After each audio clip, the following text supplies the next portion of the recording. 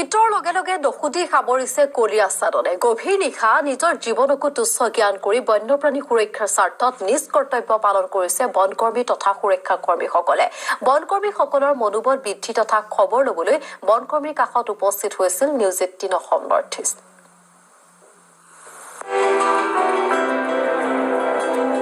শীত নামিছে ধৰালৈ, দসুদিশে আৱৰিছে কুঁৱলীৰ আচ্ছাদনে। কিন্তু ঠেৰেঙা লগা শীতকো আওকাণ কৰি নিজ কৰ্তব্যত অটল হৈ দায়িত্ব পালন কৰিছে একাংশ চৰকাৰী কৰ্মচাৰীয়ে। এওঁলোক কৰ্তব্যপৰায়ণ। মাজনিশা অৰণ্যৰ নিস্তব্ধতা থাকি অসমৰ স্বাভিমানৰ তাগিদাত সাৰে আছে এইসকল লোক। এওঁলোক কাজিৰঙা ৰাষ্ট্ৰীয় উদ্যানৰ বনকৰ্মী। গভীৰ নিশা নিস্তব্ধ হৈ আছে কাজিৰঙা ৰাষ্ট্ৰীয় উদ্যান। কিন্তু কাজিৰঙা ৰাষ্ট্ৰীয় উদ্যানৰ নিস্তব্ধতা আঘোণমহীয়া শীতক নেওচি কাজিৰঙা ৰাষ্ট্ৰীয় উদ্যানৰ সুৰক্ষাৰ স্বাৰ্থত ব্ৰতী হৈ আছে কাজিৰঙা ৰাষ্ট্ৰীয় উদ্যানৰ বন্যকৰ্মী।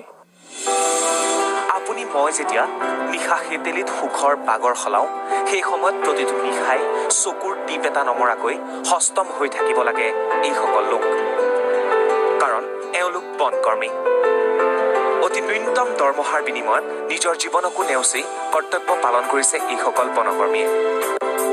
অতি ন্যূনতম দৰমহাৰ বিনিময়ত নিজৰ জীৱনকো নেওচি কৰ্তব্য পালন কৰিছে এইসকল বনকৰ্মীয়ে। আমি সদায় এনেদৰে কওঁ, এতিয়া ৰাতি 2টা বাজিছে ধৰক, এতিয়া আমি 12টা বজাত আহিছোঁ ইয়াত ডিউটি কৰিবলৈ। এতিয়া বন্যপ্ৰাণী সুৰক্ষা হিচাপে কৰিবই লাগিব, নিজৰ কৰ্তব্য কৰিবই লাগিব। কিছুদিন পূৰ্বে কাজিৰঙা ৰাষ্ট্ৰীয় উদ্যানৰ আটাইতকৈ সুৰক্ষিত বুলি বিবেচিত কহৰা বনাঞ্চলতে চোৰাং চিকাৰীয়ে হত্যা কৰিছিল গড়। ইয়াৰ পিছতে অধিক তৎপৰ হৈ পৰিছে বন বিভাগ, বৃদ্ধি কৰিছে সুৰক্ষাকৰ্মী। সহায় লৈছে আৰক্ষী বেটেলিয়ানৰ লগতে কাৰ্বি আংলং বন বিভাগৰ। চোৰাং চিকাৰীক প্ৰতিহত কৰিবলৈ এনেদৰে নিশা অব্যাহত ৰাখিছে পহৰা কাৰ্য। পথৰ কাষে কাষে কেম্প পাতি অতন্ত প্ৰহৰী হৈ আছে বনকৰ্মীসকল। চোৰাং চিকাৰীয়ে গড় নিধন কৰিব নোৱাৰে, তাৰ বাবে আমাৰ বনকৰ্মীসকলে দিনে ৰাতিয়ে আমাৰ পহৰা কাৰ্য অব্যাহত ৰখা হৈছে। নিজ জীৱনকো তুচ্ছ জ্ঞান কৰি বন্যপ্ৰাণী সুৰক্ষাৰ স্বাৰ্থত এইদৰে কাজিৰঙাত নিশা কটাই বনকৰ্মী তথা সুৰক্ষাকৰ্মীসকলে।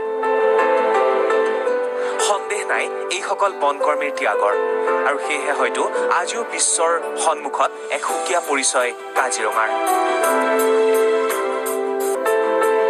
কাজিৰঙাৰ পৰা বিতুপন মাঝি, নিউজ 18 অসম নৰ্থ ইষ্ট।